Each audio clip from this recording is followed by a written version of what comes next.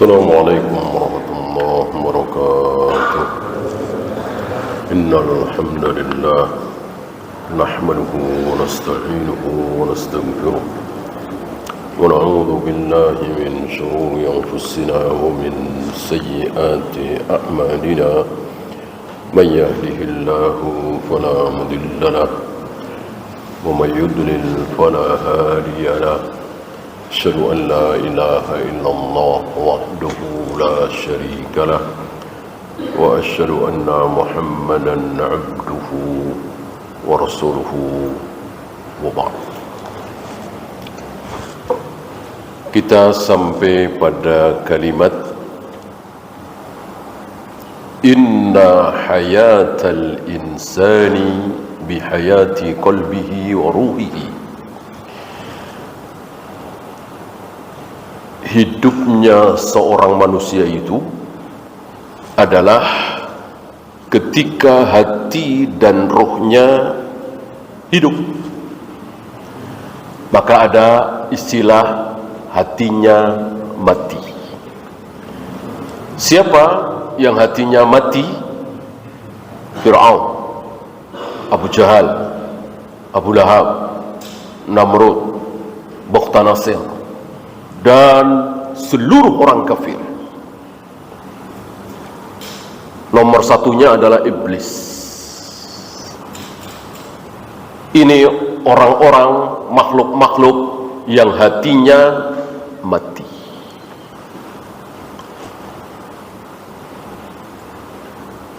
Lalu hati siapa yang hidup? Kaum muslimin. Tapi bertingkat karena hati tidak berada dalam satu tingkatan. Kalau fisik itu nggak jauh beda ya. Sejangkung-jangkung manusia sekarang mungkin ya, sejangkung-jangkung manusia berapa sih? Paling 2 meter, lebih dikit 3 meter saya kira udah nggak normal ya. Secebol-cebol manusia berapa? Ya, setengah meter barangkali, 60 cm barangkali, kan nggak jauh beda. Itu kalau fisik. Ada lagi apa? Atau masalah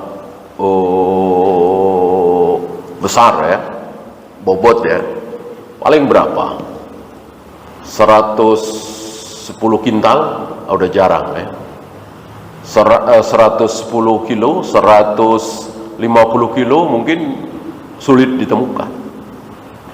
Sekrempeng-krempeng orang berapa? Ya. 30 kilo, 25 kilo, ya. Nggak jauh beda kan? Bedanya paling beberapa kilo.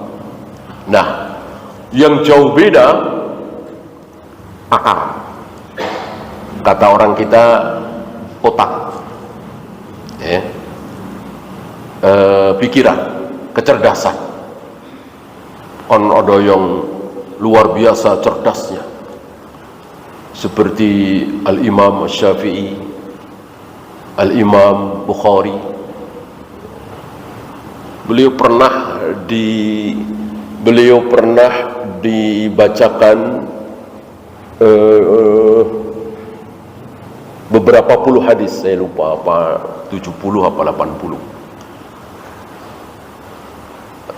Sanad dengan matanya diacak-acak. Sanad dengan matanya diacak-acak. Ya. Oleh gurunya atau oleh temannya.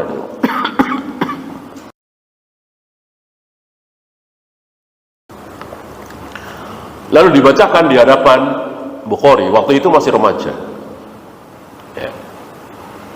Dibaca hadis pertama, hadis kedua, hadis ketiga, enggak ada yang benar. Orang diacak-acak. Sanad ini, matan ini, sanad ini. Ya, saya tidak bisa mencontohkan. Udah sampai 70 atau 80 hadis selesai. Apakah engkau tahu hadis ini? Dijawab dengan jujur oleh Bukhari, saya nggak tahu. Nggak tahu satu pun. Nggak tahu hadis itu. Maksudnya setahu saya bukan begitu. Gitu. Yang engkau tahu apa? Oh, dibetulkan oleh Bukhari. Sanad yang ini, matan yang ini. Sanad ini yang matan yang ini. Sanad ini yang matan ini. Siapa yang nggak geleng-geleng kepala? Iya kan?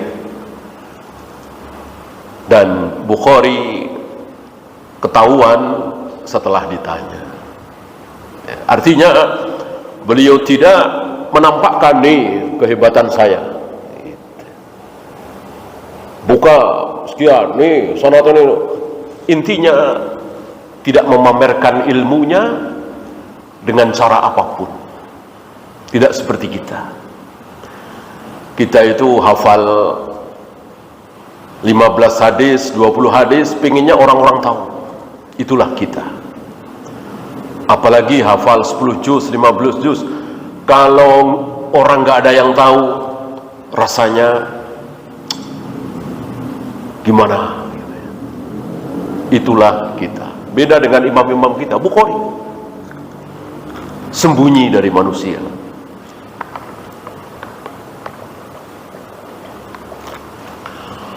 Ada lagi Imam Syafi'i, ada lagi Imam Malik. Luar biasa kecerdasannya. Sementara ada saudara kita 1 bulan menghafalkan 3-4 ayat tidak sanggup. Adakah? Ada. Oh, berarti kan jauh sekali. Yang cerdas luar biasa dengan yang bodoh luar biasa itu jauh sekali intervalnya. Tidak seperti badan tadi, tidak seperti fisik. Ya. Nah, ada yang lebih besar lagi. Mungkin satu di timur, satu di barat. Satu di bumi, satu di langit. Apa? Apa? Hati. Hati. Ya, bukan otak, tadi kan otak. Istilah kita ya.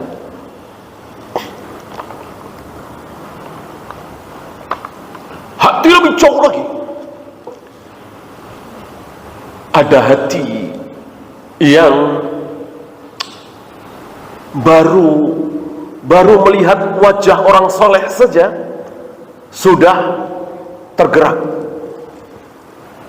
Kemarin kalau nggak salah kita bahas ya di majelis ini, Abdullah bin Salam. Nabi belum bicara, Nabi belum berkhutbah di hadapan dia, Nabi belum ngomong apa-apa, baru melihat wajah Nabi sudah tergerak. Ini wajah manusia yang tidak pernah bohong. Sudah tergerak mau beriman. Sementara Abu Jahal, Abu Lahab, Abu Thalib hampir setiap hari didakwai oleh Nabi alaihi salatu wassalam tidak bergeming. Tidak bergeming. Ya, jauh sekali kan hati seorang manusia. Ya. Tolong diumumkan mobil Daihatsu Ayla B1873 WOB mohon dipindahkan, menghalangi mobil lain. Lain kali yang mau taklim ya, parkirlah yang kira-kira tidak mengganggu mobil lain.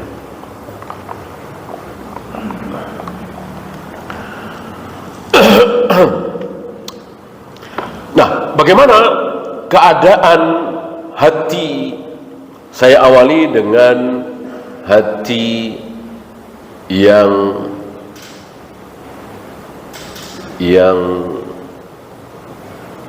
sangat hidup ya. Bagaimana sifat hati seperti ini? Merasa ditegur, merasa berdosa, merasa sebagai ahli maksiat, merasa sebagai orang kotor ketika berjamaah telat, ketika berat untuk bangun malam, ketika kurang rajin baca Al-Quran, ketika kurang giat mencari ilmu. Ini bukan tidak sholat wajib, tidak puasa Ramadan, tidak bayar zakat, bukan. Sholat wajib tetap dilakukan dengan berjamaah, puasa Ramadan tetap dia lakukan, tapi ada rasa malas untuk bangun malam, untuk mengunjungi kerabat-kerabatnya silaturahim, untuk belum azan sudah di masjid misalnya. Nah, itu dia sudah merasa sebagai orang yang ditegur oleh Allah, mendapat teguran dari Allah. Ini kira-kira. Oleh karena itu Rasulullah alaihi salatu wassalam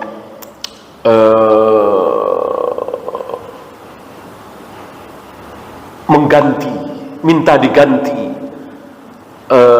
alas tidurnya. Mungkin waktu itu sebagian istri beliau menyiapkan alas tidur yang terlalu, lebih empuk, lebih nyaman. Kemudian agak kesiangan, beliau minta diganti. Sepertinya ini yang membuat aku terlalu nyenyak tidur, terlalu lama tidur.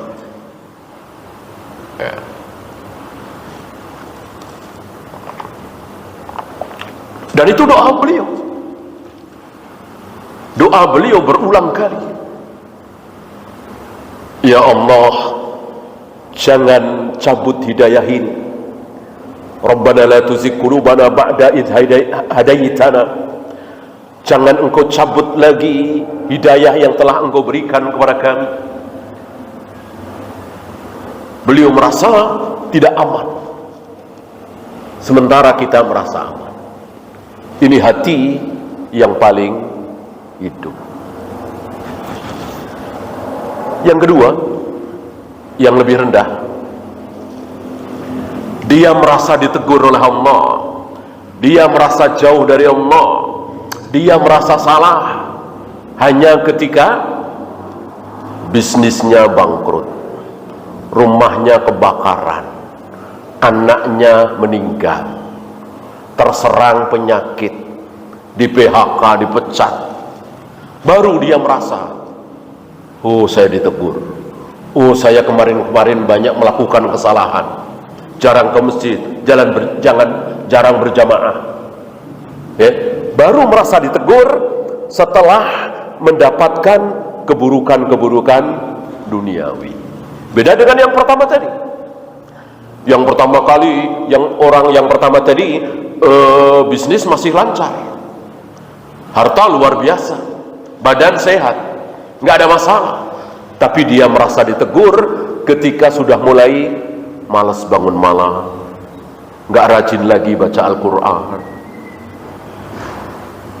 udah mau qomat baru sampai ke masjid misalnya. Itulah hati, ya. Nah, bagaimana hati yang mati? Bagaimana hati yang mati? Ya. Digambarkan oleh Allah, hati yang mati itu seandainya dia melihat langit itu sebentar lagi mau roboh, langit itu mau roboh, mau menjatuhi bumi, dia melihat apa? Dia bilang sahabum marku. Oh, itu cuman awan bertumpuk-tumpuk. Ya, nggak ada takut-takutnya sama Allah. Oh, awan doang. Gitu. Apalagi cuman halilintar, menggelegar, ketawa-ketawa dia. Padahal Rasulullah alaihi salatu wassalam cuman gelap, mau turun hujan.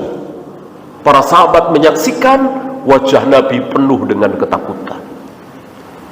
Beliau sangat tidak merasa aman dari azab Allah, karena hati beliau sangat-sangat hidup. Nah, lihat hari ini, ketika terjadi gempa bumi, bukannya ini peringatan dari Allah supaya kita berhenti berbuat maksiat. Mari kita tinggalkan riba, tinggalkan khamr. Kita sholat berjamaah di masjid di awal waktu. Sudah gempa seperti ini, keluar dari mulutnya apa? Biasa, ini lempengan bumi bergeser. Biasa, lihat. Gak ada takut-takutnya sama Allah. Seolah bumi itu bisa bergerak sendiri. Seolah lempengan bumi itu punya kehendak sendiri. Gak mungkin lempengan bumi itu bergeser kalau tidak disuruh oleh Allah. Ya, kita terkena syubhat orang-orang kafir. Oh, ini bergeser lempengan. Oh, itu kan gunung berapi biasa. Ya, ini memang siklus 5 tahunan banjir seperti ini. Oh, ini siklus 100 tahunan virus-virus seperti ini. Gak ada takut-takutnya sama Allah. Gak ada kata-kata ini peringatan dari Allah supaya kita lebih dekat dengan Allah, menjauhi segala bentuk maksiat, tinggalkan khamar, tinggalkan riba. Gak ada seperti itu. Sepertinya sebagian kita ketularan orang-orang kafir. Seolah angin itu punya kehendak sendiri, lempengan bumi punya kehendak sendiri, gunung berapi punya kehendak sendiri. Padahal kita tahu tauhid rububiyah yang Abu Jahal, Abu Lahab lulus. Nggak mungkin gunung berapi itu meletus kalau bukan perintah Allah. Nggak mungkin ada gempa kalau bukan perintah Allah. Nggak mungkin ada tsunami segala macam kalau bukan kehendak Allah. Kita lupa. Kita terkena syubhatnya orang-orang kafir, ya. Yang siklus lah, yang lempengan bumi lah, yang ini, yang itu. Tidak membahas ini kehendak Allah, peringatan Allah, Allah murka. Padahal Allah sudah berikan tanda-tanda. Ya. Ambil contoh tsunami Aceh 2004. Masih ingat tentu? Luar biasa. Entah berapa ratus ribu manusia kaum muslimin di sana meninggal, hilang. Ya. Masih ingat terjadi hari apa itu? Hari Ahad kan? Hari Minggu. Ya. 26 Desember kan? Sehari sebelumnya 25 Desember. Antum masih ingat apa yang terjadi di situ? Saya kira orang sana tahu dan kita dengar beritanya, ya. Natalan pertama di Aceh. Sebelumnya belum pernah ada merayakan kelahiran Tuhan. Tuhan punya anak. Katanya itu pertama kali. Sebelumnya belum pernah ada. Ya. Dan terjadi di mana-mana ini. Atau masih ingat bagaimana di gempa Jogja, bagaimana di pantai selatan waktu itu, bagaimana di Tanjung Lesung. Dari sini kita bisa tahu, dan itu sesuai dengan dalil. Allah murka, marah. Bahkan bukan cuma Allah yang pingin runtuh apa? Langit. Yang pengen meledak apa? Gunung. Yang pengen belah apa? Bumi. Ketika anda'au lirrahmani walada. Ketika ada orang pertama kali mengatakan Allah punya anak. Emosi langit, gunung, bumi. Tiba-tiba dengan enaknya kita senyum ngasih selamat. Selamat Natal, ya. Makhluk Allah yang sangat besar, langit, bumi, gunung, emosi, marah mendengar ada orang mengatakan Allah punya anak. Waliyadzubillah.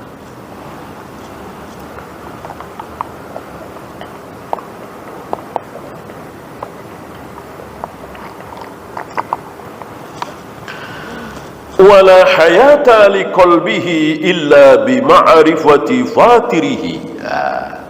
Lalu bagaimana hati itu bisa hidup? Tentu kita ingin sekali punya hati yang hidup sebagaimana Nabi SAW. Nah, bagaimana hati itu bisa hidup? Beliau mengatakan, wala hayata liqalbihi illa bima'rifati fatirihi.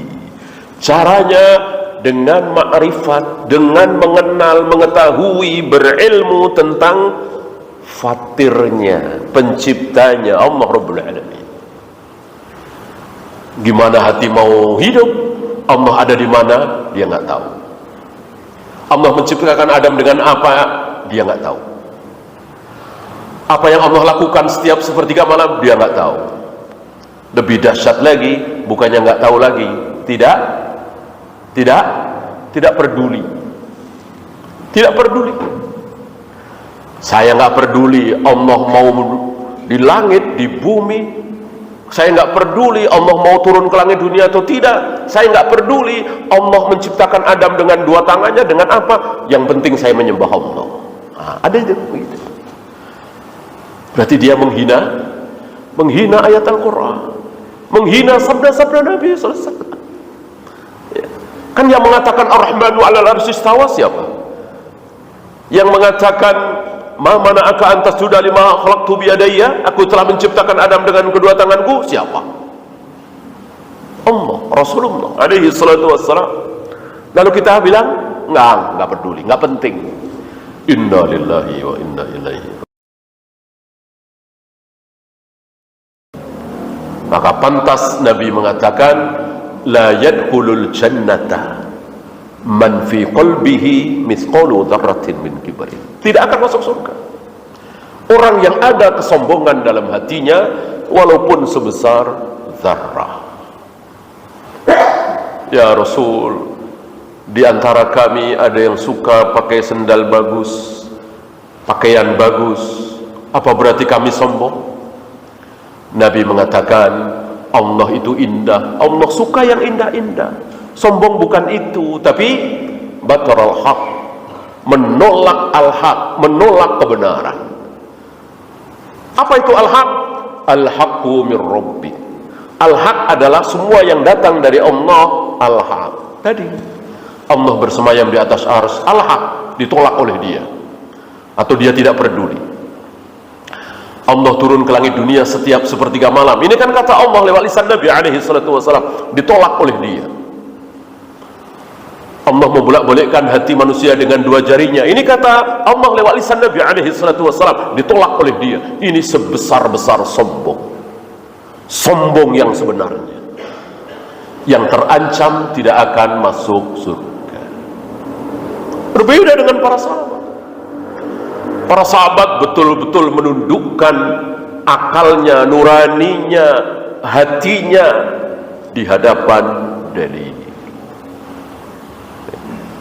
Tentukan jalan pikiran sahabat atau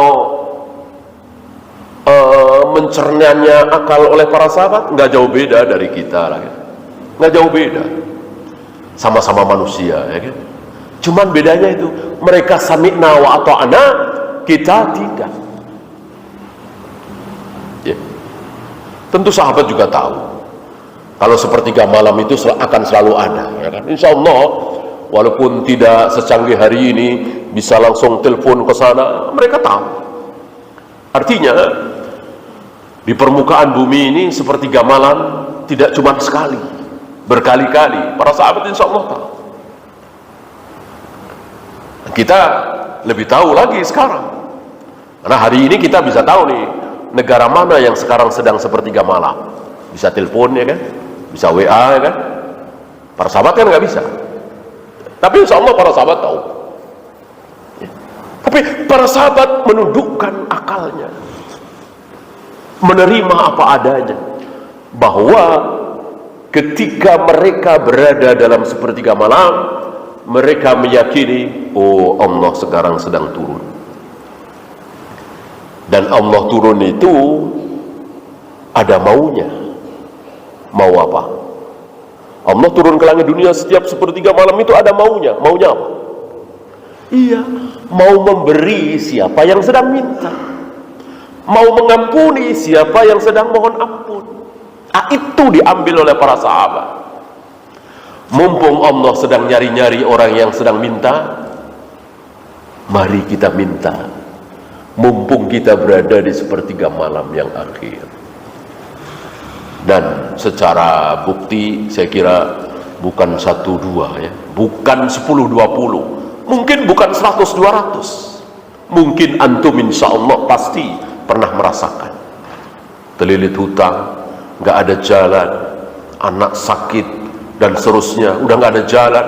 Antum bangun sepertiga malam, antum merengek di hadapan Allah. Besoknya, lusanya, walillahil hamd. Itu bukan 1-2. Kebenaran, bukti kebenaran dari sabda Nabi alaihi salatu wassalam. Dan wajib kita menyambut itu. Ya. Maka antum jangan hanya jangan terlalu mengandalkan dengan usaha. Usaha jelas harus semaksimal mungkin ya, dibarengi bangun malam, mohon kepada Allah. Mungkin antum sedang mulai bisnis, mungkin antum terlilit hutang, mungkin anak antum berbulan-bulan nggak sembuh-sembuh sakitnya, sudah dokter kesana kemari ya. Berdoa di sepertiga malam. Jangan kalah kita sama kakek nenek kita, kan seperti itu ya. Walaupun mereka belum mengenal sunnah, kadang-kadang melakukan berbagai macam bid'ah, karena memang dakwah sunnah kan belum lama di negeri kita ini ya kan. Saya kira orang tua antum sama dengan orang tua saya, kakek nenek saya belum kenal manhaj salaf ya. Tapi yakin dengan ini, yakin. Bukan 1-2. Kakek nenek kita cerita, bangun malam memohon kepada Allah, merintih, merengek memohon, Allah berikan ya. Surga itu apanya kaum muslimin? Doa itu apanya kaum muslimin? Senjata, silahul mu'min, senjatanya orang mukmin. Senjata, bayangkan.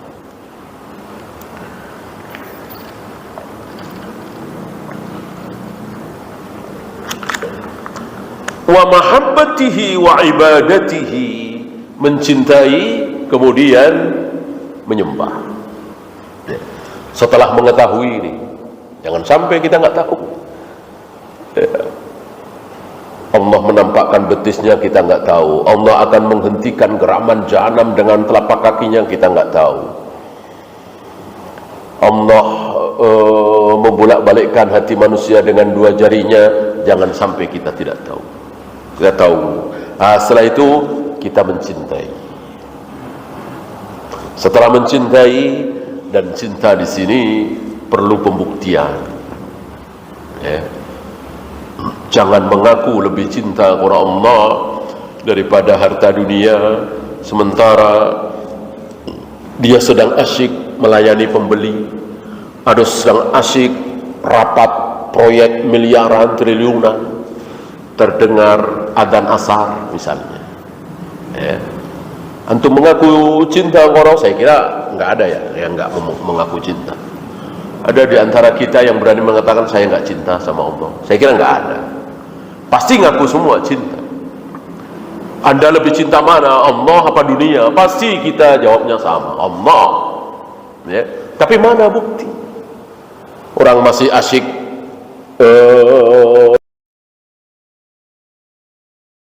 daripada ambil air wudhu datang ke masjid, gimana?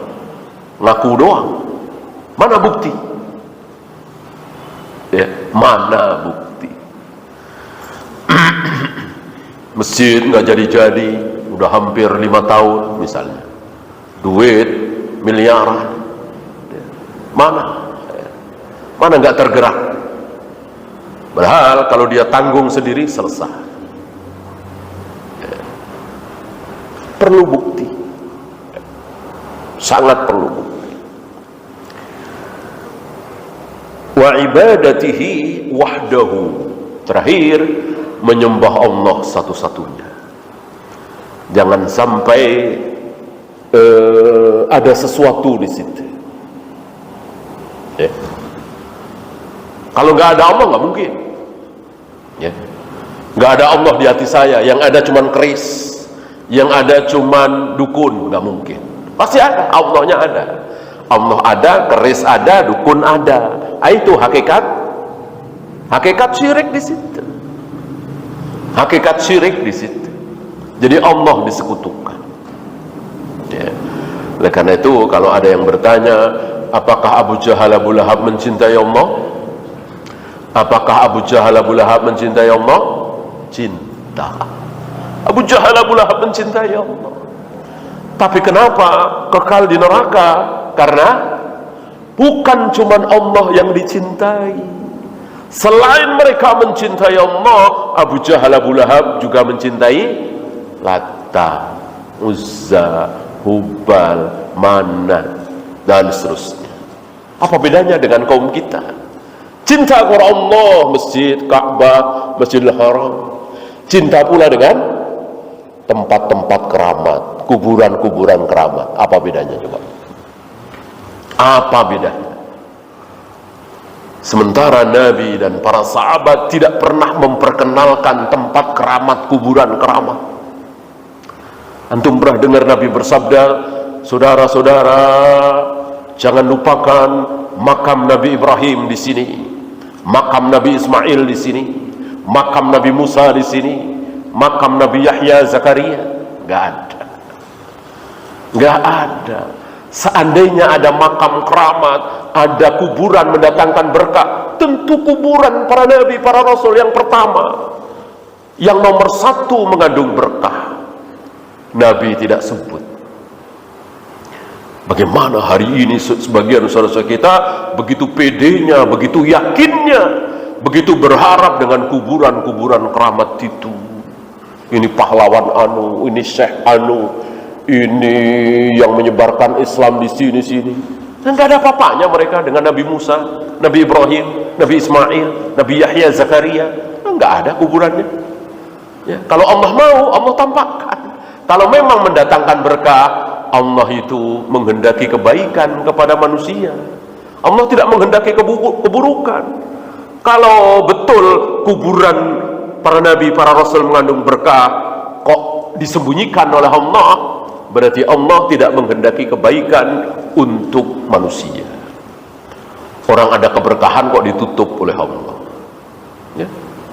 Tentu Allah akan beritahukan pada Nabi SAW, dan Nabi tahu, dan Nabi tidak pernah menyembunyikan ilmu. Tentu Nabi akan beritahu.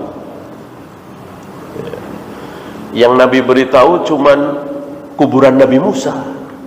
Itu dekat Masjidil Aqsa, selemparan batu. Tapi ke arah mana kan nggak tahu. Apakah arah barat, timur, utara, selatan, tenggara, barat daya, barat laut? Enggak. Nabi cuma mengatakan Nabi Musa ingin dikubur dekat dengan Masjidil Aqsa, selemparan batu.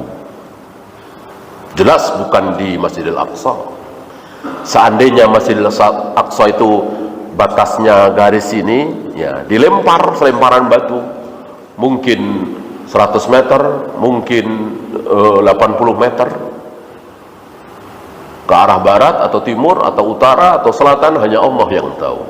Berarti kan nggak ada yang tahu. Ya. Karena memang nggak ada keberkahan, nggak perlu tahu. Kalau perlu tahu, tentu sudah dikasih tahu. Nggak mungkin Allah bakhil, nggak mungkin Allah menyembunyikan kebaikan bagi hambanya. Ya.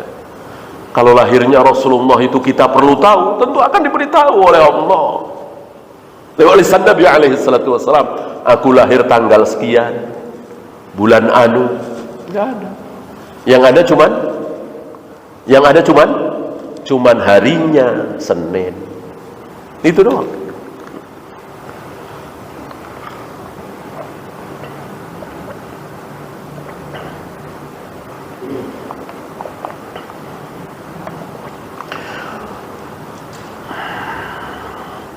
Wal inabati ilaih, bentar-bentar kembali. bentar-bentar kembali, bentar-bentar kembali, gitu ya. Kita kan manusia, bukan malaikat, pastilah.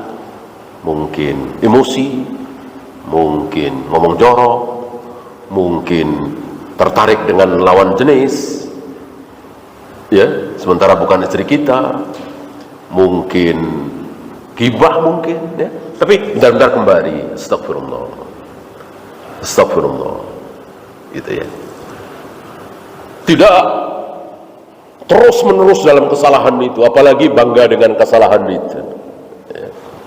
Inabah, bentar-bentar kembali, bentar-bentar kembali, bertaubat. Bahkan seandainya nggak ada yang salah, maka Allah akan habiskan. Sumpah Allah lewat lisan Nabi sallallahu alaihi wasallam. Seandainya kalian manusia tidak ada yang berbuat salah, tidak ada yang berbuat dosa, maka Allah tunggu kalian semua mati. Ya. Setelah itu Allah ganti generasi lain yang berbuat salah, yang berbuat dosa, kemudian bertaubat. Karena Allah senang sekali ketika ada orang yang bertaubat.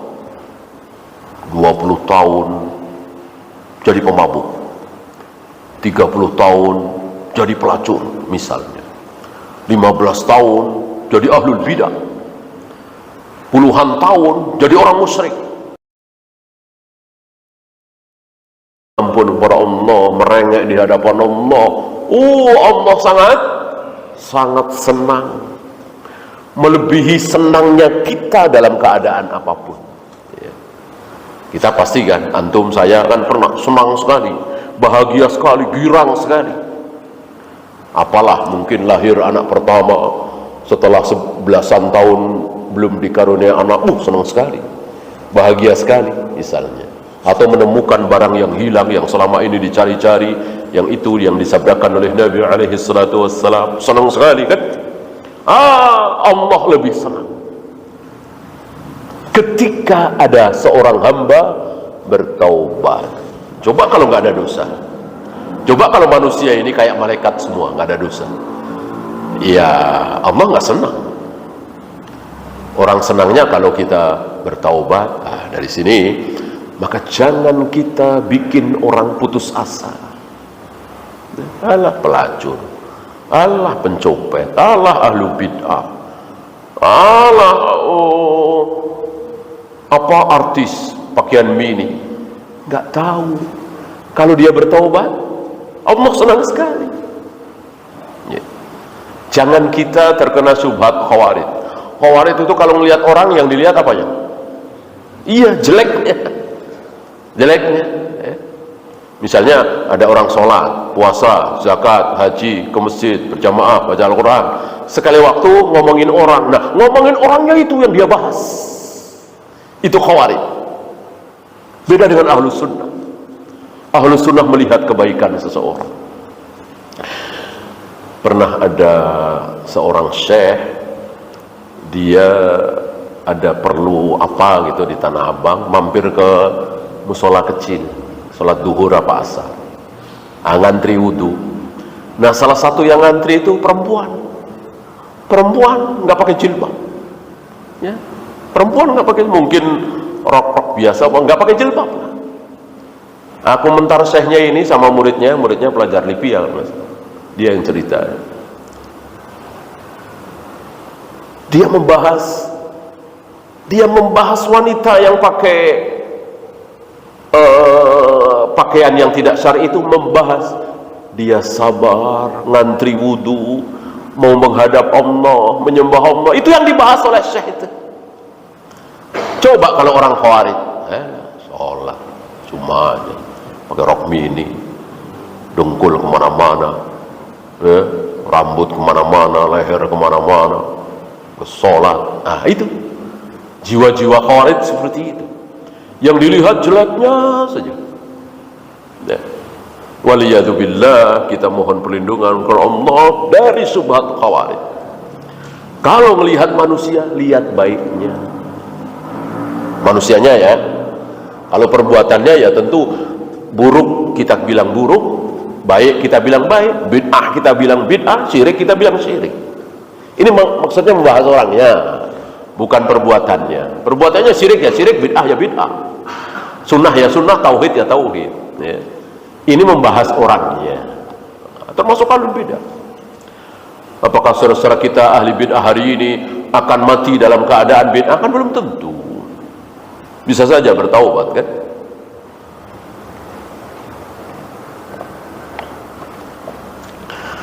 Wa tuma'ninatu bi dzikrihi. Tuma'ninah. Apa tuma'ninah? Tuma'ninah ini masuk dalam bahasa Sunda, ya. Jelas bahasa Arab tuma'ninatun. Kata Nabi, kan? Itma'anna yatma'innu. Tenang, tenang, ya.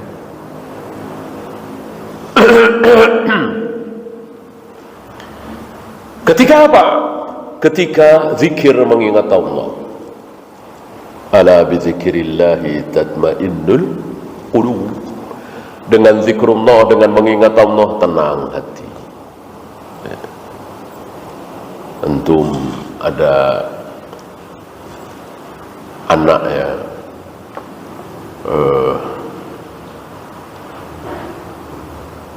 umur belasan tahun, masih remaja, tiba-tiba ditinggal mati oleh ayah ibunya, mungkin kecelakaan bareng, ya, cengan motor. Dia gelisah, ya.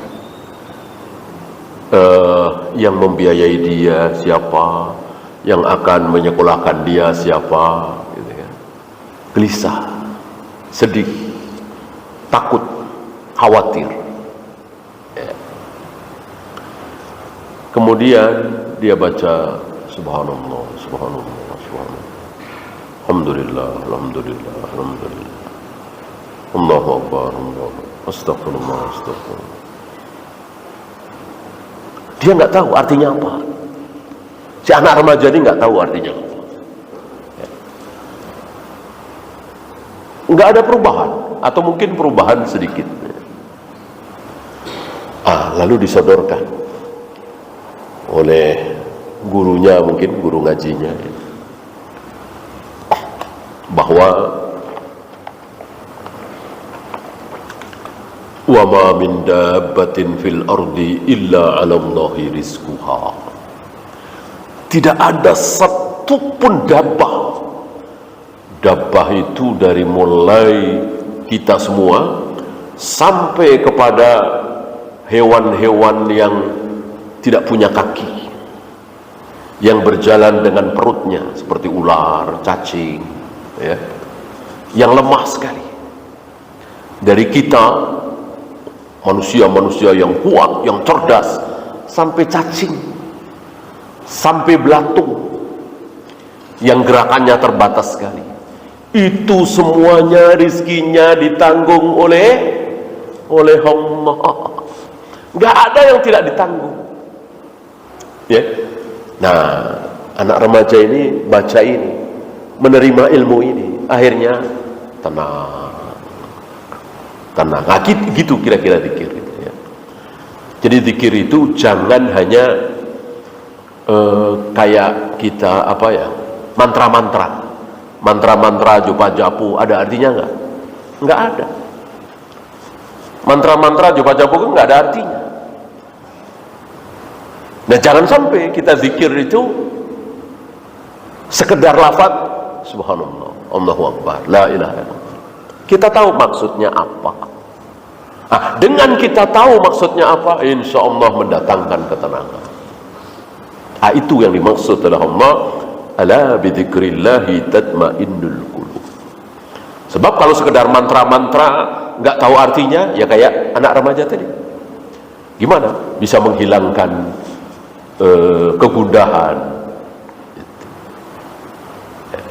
Walaupun tentu ada kebaikan. Ketika antum tidak tahu arti subhanallah, la ilaha illallah, astagfirullah, antum ucapkan, ada kebaikan, jelas. Tapi jauh lebih baik, bermakna ketika antum tahu artinya.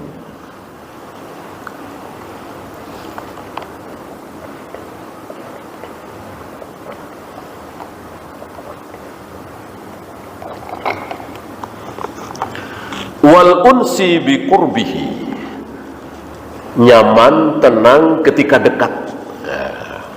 Nyaman, tenang, bahagia ketika dekat dengan Allah. Kapan kita dekat dengan Allah? Sholat, baca Al-Quran, sedekah, zakat, haji, seluruh ketaatan itu mendekatkan diri kita kepada Allah. Nah, mendatangkan ketenangan. Jadi ketika antum sedekah misalnya, baca Al-Quran misalnya, muncul ketenangan. Itu yang dimaksud. Sebaliknya, mungkin antum karena satu dan lain hal ada di diskotik misalnya, kan jelas tempat maksiat ya. Antum nggak ada rasa tenang-tenangnya, ya. Yang gelisah, yang ini, yang itu, ya. Bukan takut ketahuan, bukan ya. Artinya gelisah. Nah, kalau antum seperti itu, walillahil hamd. Jangan dibalik. Diskotik, dengerin musik, nyaman, tenang. Begitu sholat, panas. Begitu ke masjid, nggak betah. Jangan sampai seperti itu. Al-unsi bi qurbihi, dekat dengan Allah tenang, dekat dengan Allah nyaman. Dan jelas ini butuh waktu, sangat membutuhkan waktu.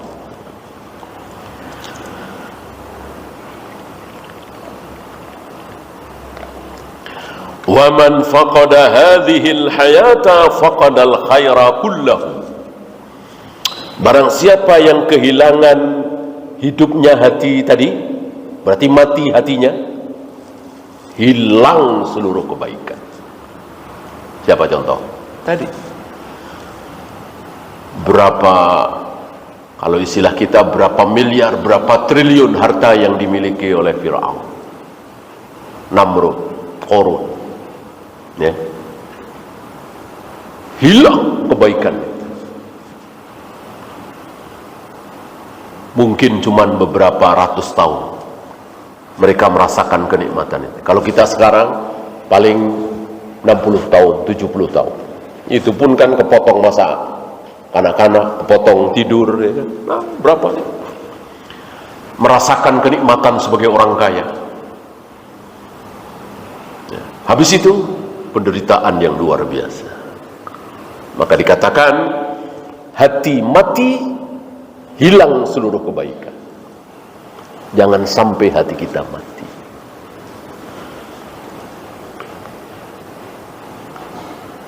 Walau ta'awwadu anha bima ta'awwadu minad dunya, walaupun diganti dengan isi seluruh dunia. Kemarin kita bahas, ya.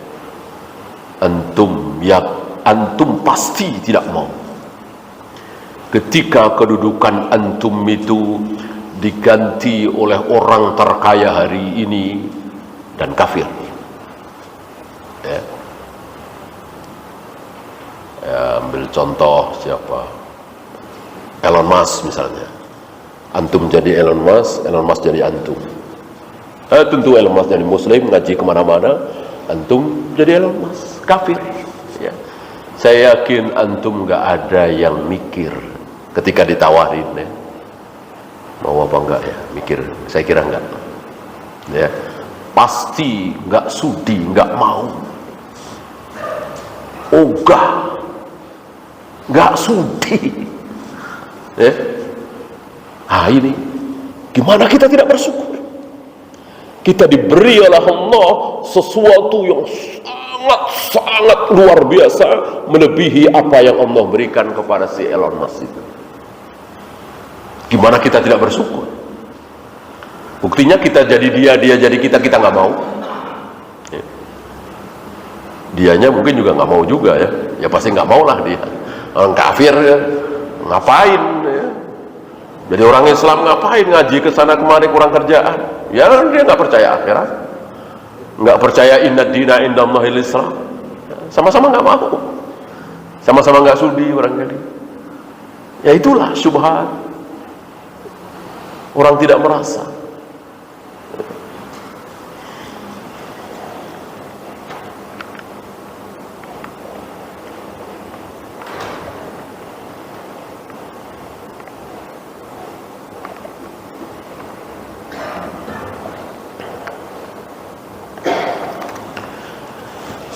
Wal ajbu man hala aktsarun nasi kaifa yanqadi zaman wa yanfadul umr.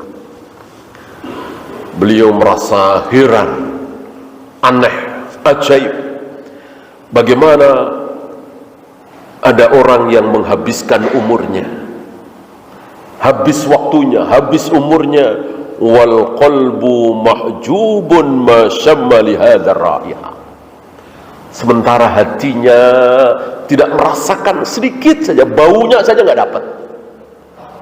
Siapa? Ya orang kafir tadi. Merasakan kelezatan bagaimana dekat dengan Allah, dengan Rabbnya, nggak mendapatkan sama sekali. Wa kharaja minad dunya kama dakhala ilaiha.